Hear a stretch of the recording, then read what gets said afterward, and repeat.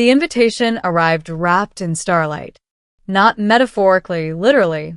A shard of luminous crystal materialized in Earth's orbit, bypassing every defense system without triggering a single alarm. It pulsed once, transmitting coordinates and a message translated simultaneously into every known human language.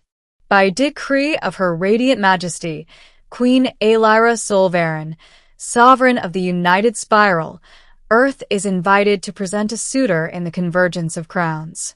The Convergence of Crowns. Even before humanity officially joined the interstellar community, we knew of it. Once every 5 centuries, the reigning monarch of the United Spiral, a vast alliance spanning thousands of inhabited systems, selected a consort. The event was more than a marriage. It was a political realignment, a redistribution of influence that reshaped galactic power structures for centuries. Entire civilizations prepared for generations to present their finest candidate: warriors, philosophers, genetic paragons, diplomatic prodigies. Earth had been part of the spiral for only 12 years. We weren't even sure we qualified. Yet the invitation was unmistakable. For the first time in history, humanity was not being observed, tested, or judged. We were being invited. Global reaction was immediate and chaotic. Some hailed it as the ultimate validation of humanity's place among the stars. Others suspected manipulation. Why invite the newest, least experienced species to compete in a ceremony traditionally dominated by ancient empires?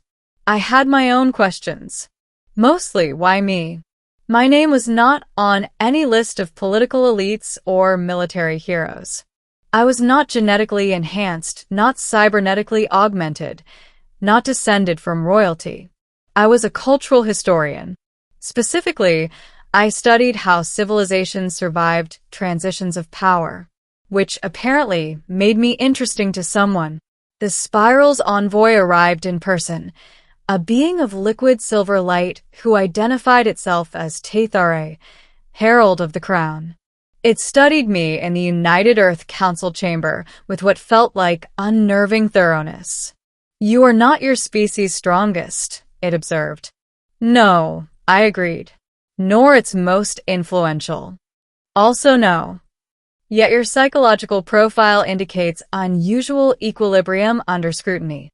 "I get nervous like everyone else." "You do not collapse under it." That, unfortunately, was true. "And you understand the symbolism of this event," Tathare continued. "Yes. If selected, you would not merely marry a monarch. You would merge your species into the spiral's central lineage." I swallowed. "You think she'll choose a human?" Tathare's form shimmered faintly. "I think the Queen wishes to surprise the galaxy." The gathering of Suitors. The capital world of the United Spiral was called Elindra Prime. It was not the largest planet in the Alliance, nor the wealthiest. It was simply the one that had endured. From orbit, it resembled a jewel suspended in the void, vast oceans shimmering like liquid sapphire, continents threaded with luminous cities that pulsed in harmony with planetary energy grids. The Convergence Citadel rose above its largest continent, a spiraling structure of crystal and living stone that pierced the upper atmosphere. I arrived alongside representatives from over 300 civilizations. Some towered above me in armored exoskeletons. Others floated within containment fields. One suitor consisted of 3 symbiotic entities sharing a single consciousness. Every one of them radiated preparation, strategy, ambition. I felt profoundly human. Small. Tathare guided me through corridors where gravity subtly adjusted to accommodate diverse physiologies. The Queen observes before she appears. It informed me. Observes how? Through behavior. Through interaction. Through silence. Silence. Yes. It reveals more than speech.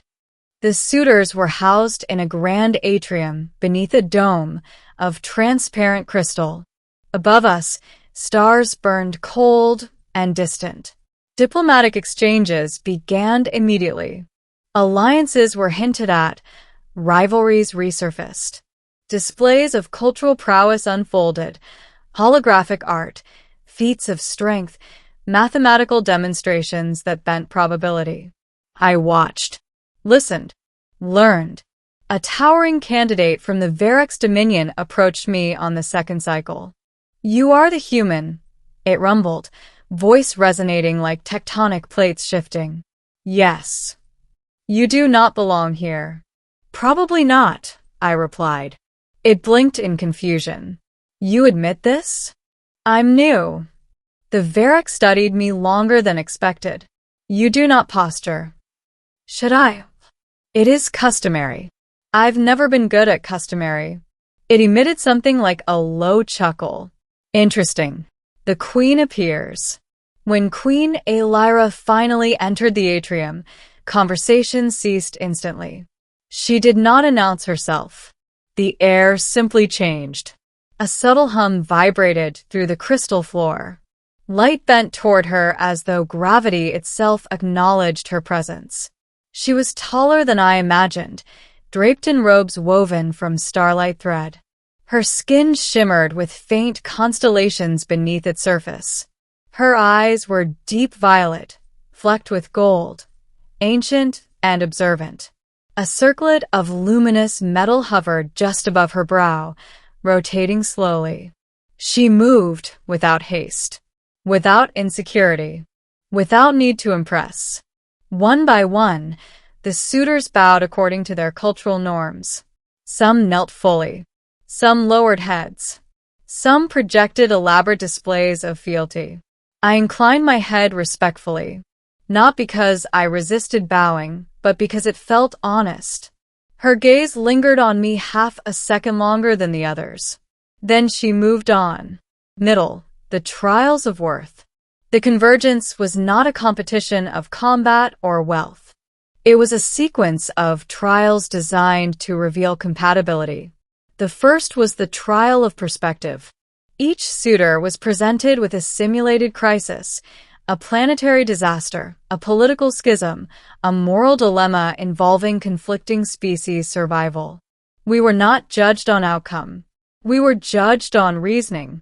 When my scenario unfolded, a water-world colony facing extinction due to atmospheric collapse, I chose collaboration over resource hoarding. Not because it was morally superior, because it was sustainable. Later, I learned Queen Alyra had personally designed that scenario. The second trial was the trial of resonance. We were invited, individually, into a chamber where the Queen waited alone. No audience, no spectacle, just conversation. When my turn came, I entered with measured calm. She stood near a panoramic window overlooking Alindra's oceans. "You are not the most powerful among them," she said without turning. "No." "Nor the most genetically optimized." "No." "Then why are you here?" "Because you invited my species." She turned slowly. "And you believe that was sufficient reason?" "Yes." A faint smile touched her lips. "Others believe they deserve this." "I don't deserve anything," I replied. "But I'm willing to listen." She studied me intently. "You are not afraid." "I am.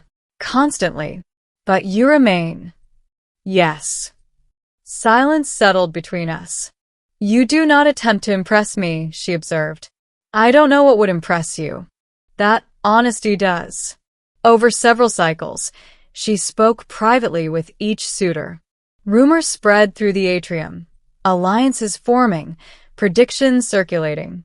Many assumed she would choose from the Triarch Consortium, a civilization whose influence spanned nearly a third of the spiral.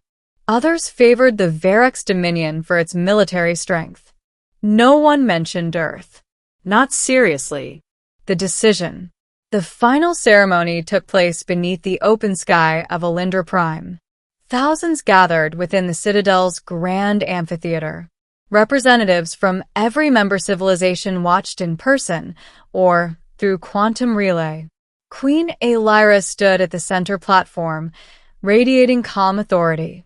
The convergence of crowns exists not to reward power, she began, her voice carrying effortlessly across the vast space. It exists to safeguard the spiral's future. She paused. The future is not secured by strength alone. A ripple of anticipation passed through the crowd. It is secured by adaptability, by empathy, by resilience in uncertainty. Her gaze swept across the assembled suitors. And so I have chosen. Silence fell. Absolute. The consort of the united spiral shall be. She turned. Toward me. Daniel Reyes of Earth. For a heartbeat, the galaxy forgot how to breathe. Then, nothing. No applause. No protest. Just silence. Stunned, suspended silence. The Varix blinked. The Triarch emissaries exchanged unreadable glances. 300 civilizations recalibrated their political expectations simultaneously. I stepped forward because my legs moved before my mind caught up. Queen Alyra extended her hand. I took it. Her grip was steady, warm. And in that moment, I understood the silence. It wasn't outrage. It was recalculation. Ending. The weight of a choice. The days that followed were a storm of diplomacy. Some civilizations expressed cautious optimism. Others masked concern behind formal congratulations. Earth erupted in celebration and panic. I met with Alyra privately after the ceremony. You knew this would destabilize alliances, I said. Yes. You did it anyway. Yes. Why? She met my gaze without hesitation. Because the spiral has grown complacent. Ancient powers reinforce ancient patterns. Humanity disrupts them. You chose disruption. I chose possibility. I considered that. You don't know me well. I know enough. And if I fail... She stepped closer. Then we fail together. That startled me more than the announcement had. You're sharing risk. Of course. You could have chosen certainty. I have lived with certainty for centuries, she said quietly. It breeds stagnation. I thought of Earth, chaotic, creative, contradictory. We're unpredictable, I warned. That is precisely why. The formal union ceremony occurred 1 month later. Not as a spectacle of dominance, but as a covenant of equals. When we stood before the gathered spiral, she did not require me to kneel. We stood side by side. Today, she declared, the united spiral binds itself not to tradition, but to evolution. Her hand tightened slightly around mine. And silence shall no longer mean hesitation. It shall mean reflection. The crowd responded, not with thunderous applause, but with a gradual rising resonance of approval across species. Not immediate, not unanimous, but real. Years later, historians would describe that moment as the turning quiet, the instant when the galaxy paused long enough to reconsider its assumptions. Humanity did not become dominant overnight. We did not inherit power effortlessly. We earned influence through collaboration, through humility, through relentless participation. As for me, I never stopped feeling human, still uncertain, still aware of my limitations, but no longer small. One evening, standing beside Queen Alyra on a balcony overlooking Alindra's luminous seas, I asked her something that had lingered since that first stunned silence. When you said my name and no one reacted, what did you feel? She smiled faintly. Relief. Relief. Yes. Why? Because silence, she said softly, means they are thinking. I looked out at the stars. The galaxy had competed for her hand. Empires had prepared for centuries. And she had chosen a species barely out of its infancy. Chosen me, not because I was extraordinary, but because I was willing to listen, willing to adapt, willing to stand in uncertainty without retreating. The Queen of the Galaxy chose a human, and silence followed. Not the silence of rejection, but the silence before change. And in that quiet, a new future began.